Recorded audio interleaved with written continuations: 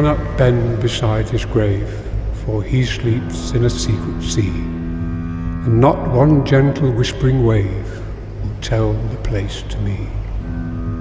But though unseen by human eyes, and mortals know it not, his Father knoweth where he lies, and angels guard the spot.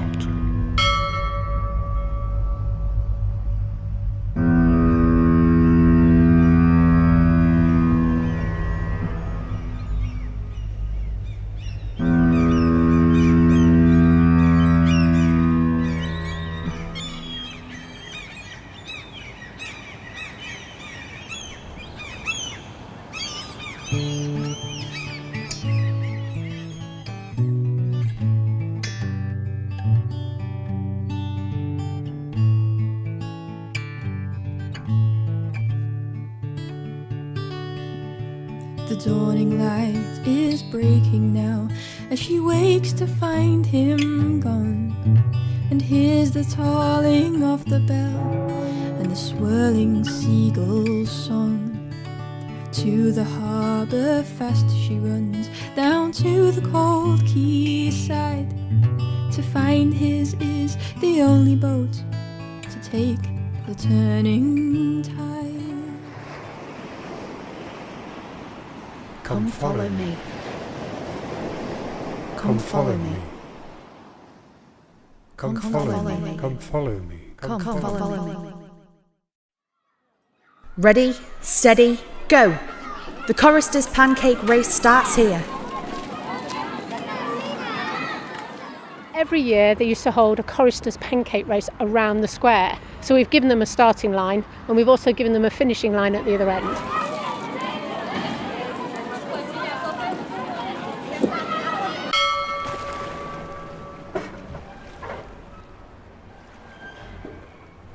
"300 butts of blubber, 1 bear, 3 walrus, 8 whales, wool, wine, wheat, whale oil, steel, flax, emigrants, brown plantation sugar, biomass, bay salt, barley." At the riverhead, an impish figure squats, poised on the hitching rail by the stocks, spilling charisma, hinting at menace, oozing ambition and worldliness. Its stubble face is marked with a smirk, stained with decay and disdain, that he spits at a horseshit pile that sizzles back in scorn. Then he drops from the dock to the barge below, bound for Humber, Trent and Ouse, with a cargo of barley and salt.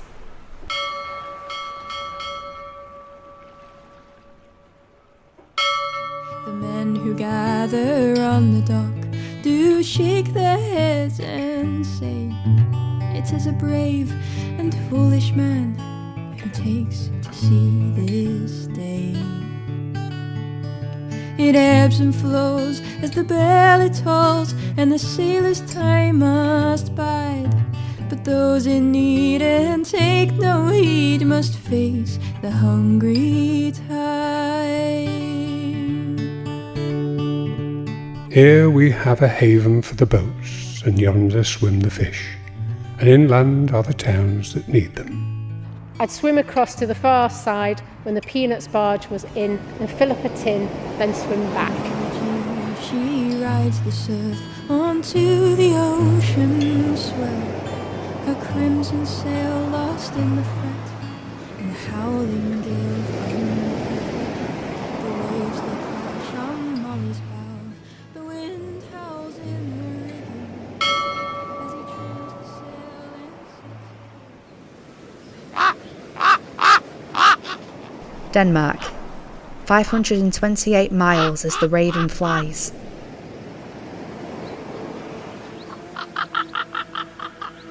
The Legend of Grim. Once there ruled a great and virtuous King of England, Athwold, who died without a successor. He left his daughter Goldborough to the care of Godrich, Earl of Cornwall, who was instructed to watch over her and eventually marry her to the highest man in the kingdom. However, he betrayed the late king and imprisoned her in a tower. Across the sea in Denmark, there too was a virtuous king, Birkeben, who died and left behind his son and heir Havelock. But a treacherous agent, Goddard, gave Havelock to a fisherman to be drowned in the sea.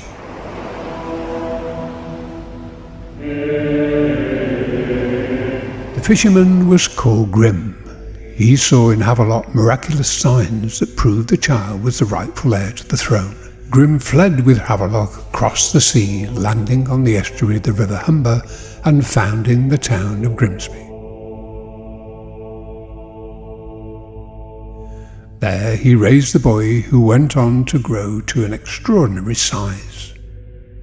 Godrich, Earl of Cornwall, noticing Havelock's unusual size and believing him to be nothing but a peasant, decided to marry him to King Athelwold's daughter, Goldborough, fulfilling his promise to the late king of marrying her to the highest man in the kingdom. But soon both Havelock and Goldborough were given visions of the future, in which Havelock is both King of England and Denmark. Together they sailed across the sea and conquered Denmark before invading England and slaying Godrich in a battle.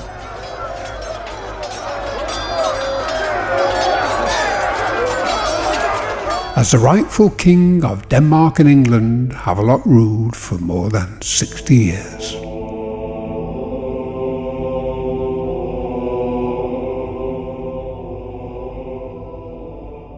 For he commandeth and raiseth a stormy wind, which lifteth the waves thereof.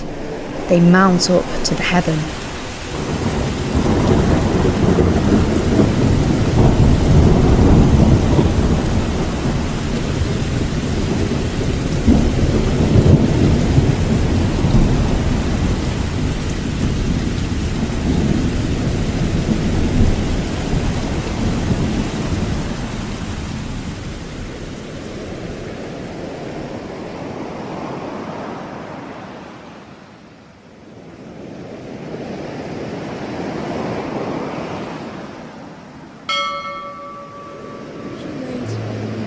And 5 days more to see the boats come in to land their catch, but not the Molly G.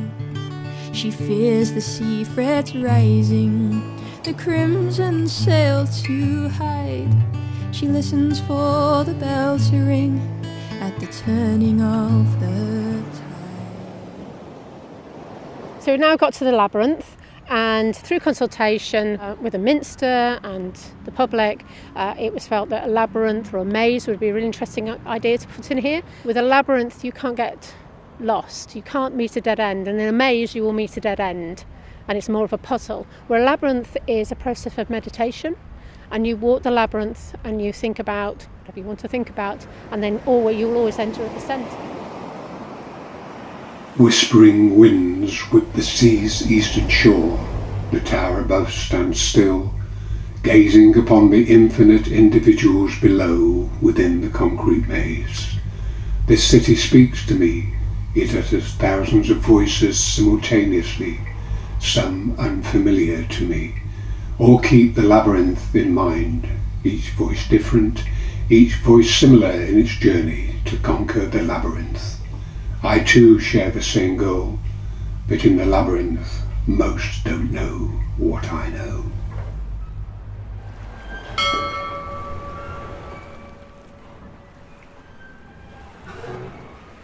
A community of rather special character. I sit on a bench. Guess where? I bet you can't. It's in a secluded place, somewhere in Grimsby. The pigeons coo, the people chat, the pubs are opening. There's a real atmosphere here. All kinds of people on the street. Grebos, goths, idlers, children and students, and the regeneration of the town centre. Grimsby isn't everyone's cup of tea, but for me, it's home. She waits for him, and 5 days more to see the boats come in to land their catch, but not the Molly Now a monument to bygone days of brave men who trawled the seas, kept food on the table in times of peace and in times of war. To the same brave men who gave their boats and many their lives, saving lives in the dangerous and vital mine-sweeping operations based in our town during both World Wars. It was a story that I've always known about, that my great-grandfather had sadly was lost at sea. It was near the end of the Second World War and he was on a trawler which hit a mine, and unfortunately all 10 men on board perished.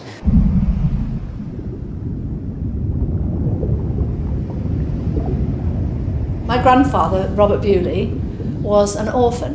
He was taken into Birkenhead Union School when he was 6 years old. He stayed there until he was 14, and then he was apprenticed for the fishing industry in Grimsby. When he was 30, he married my grandmother. They had 9 children, and I never met him because I was born 3 years after he was killed.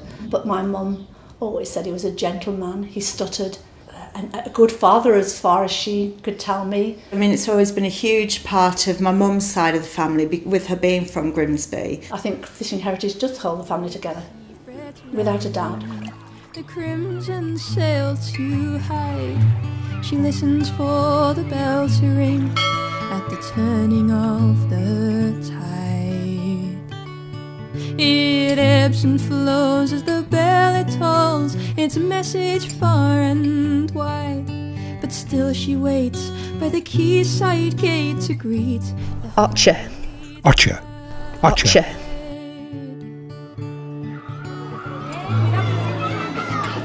Got any goodies?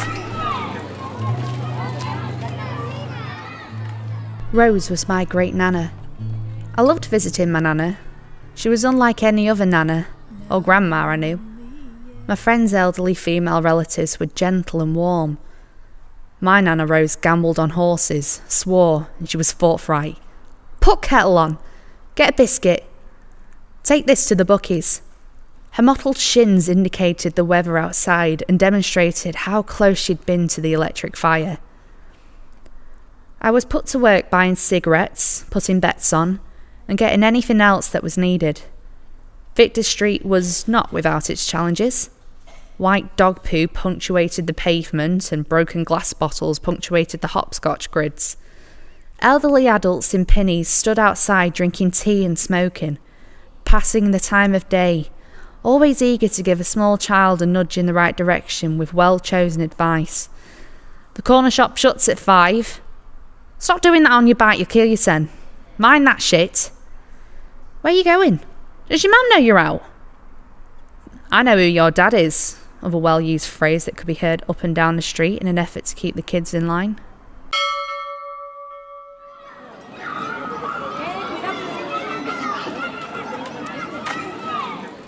Hopscotch began in ancient Britain during the early Roman Empire. The original hopscotch courts were over 100 feet long and used for military training exercises. Roman foot soldiers ran the course in full armour and field packs to improve their footwork.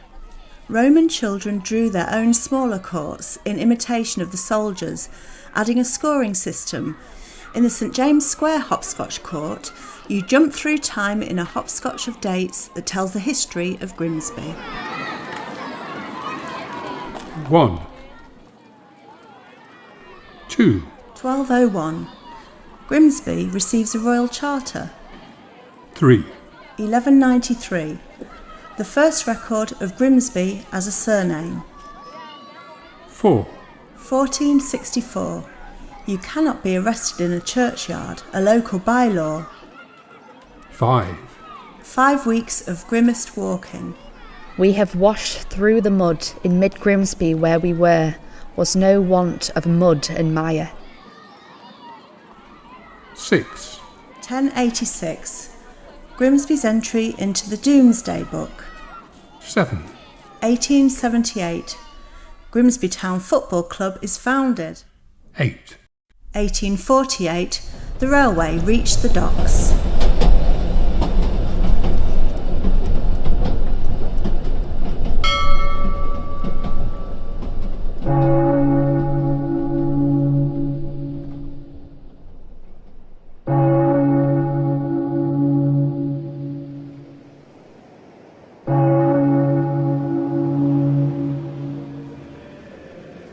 St James Church dates back to the 12th century, when a religious building that stood on the site came into the ownership of the Bishop of Lincoln. The following years witnessed many renovations and developments. A central tower was added in 1365, and in 1585 St James became the parish church of Grimsby. It was granted minster status in 2010 and today ministers to the needs of its religious congregation and the pastoral needs of the wider community.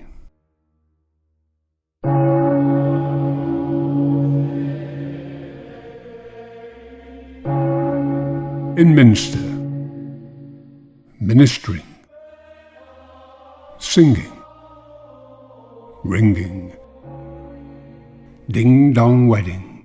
My parents' wedding took place on the 19th of April 1944. Vera's colleagues from the dairy provided a guard of honour with milk bottles. In remembrance, in peace, in pieces, bombing. My earliest memory is my mum taking me to see the church the morning after the bombing. Sheltering, learning, leaning, rising, squint and see, shifting, rebuilding shape, building, coming, come in.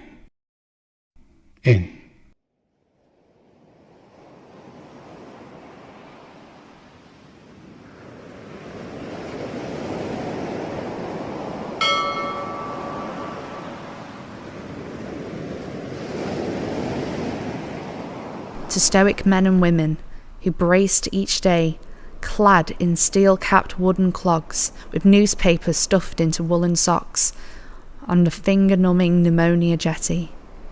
The dock tower, a million bricks reaching out to welcome us home and remind us to be proud of this unpretentious Lincolnshire town and not let anyone bring it down.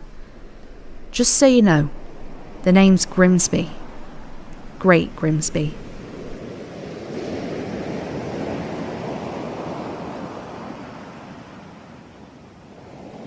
The St James Square Heritage Soundscape is a Hammond House production for North East Lincolnshire Council. It features the voices of Paula Denton, Molly Charnley, Elise Ballard and Ted Stanley. Content was supplied by Our Big Picture, the Heritage Channel and Clee TV. It included extracts from the poetry of Trevor Harris, Adrian Riley, Henry Kipson, Tim Aikborn, Andrew Leake, Maria Garner, Mary Lee, Dylan Thomas, Gordon Wilson and Caroline Beeston Spence. Gregarian chants and incidental music by Kevin MacLeod and Noel Malika.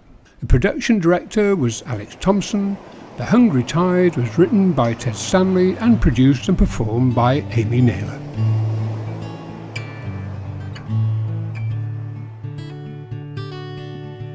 The dawning light is breaking now as she wakes to find him gone, and hears the tolling of the bell and the swirling seagull's song.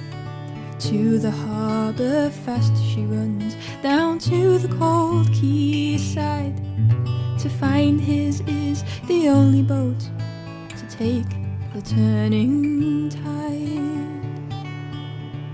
The men who gather on the dock do shake their heads and say, it is a brave and foolish man who takes to sea this day. It ebbs and flows as the bell it tolls, and the sailor's time must bide. But those in need and take no heed must face the hungry tide.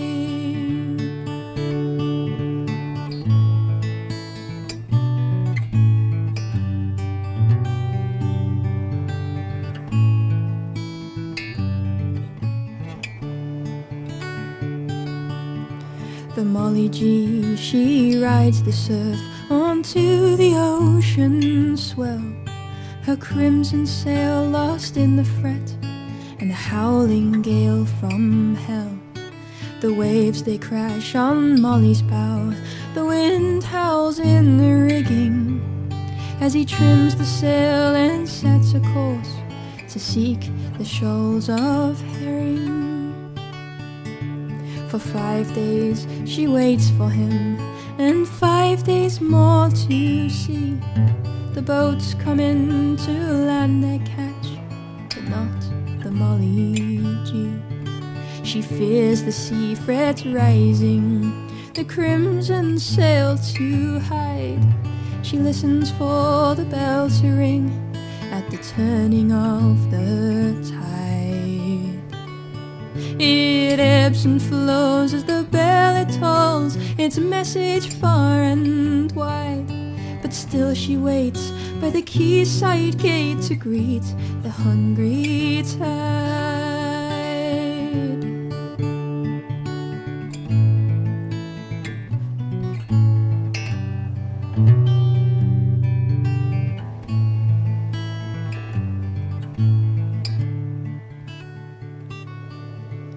Now a lonely year has passed as she treads the golden sand, and sees amidst the dense sea fret a crimson sail expand.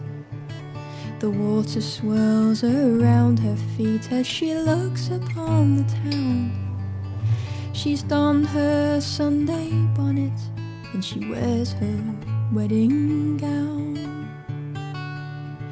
And as the ebb begins to flow, her arms she opens wide and gives a smile before she turns to face the hungry tide. It ebbs and flows as the chimes they toll their message far and wide. So listen well to the warning bell or face the hungry tide. It ebbs and flows as the chimes they toll their message far and wide. So listen well to the warning bell